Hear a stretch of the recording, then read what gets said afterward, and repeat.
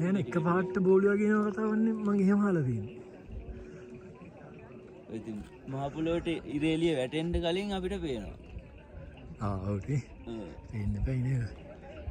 කියන්නේ මේ ඒරියා එක.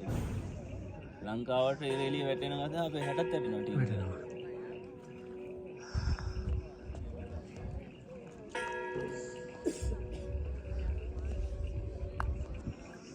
අන්තිම හරි ස්පේස් නැහැ කියලාවත් එන්න ඕන. අල්ලන් ඉඳලා නම් තදවීගෙන ඉන්නේ.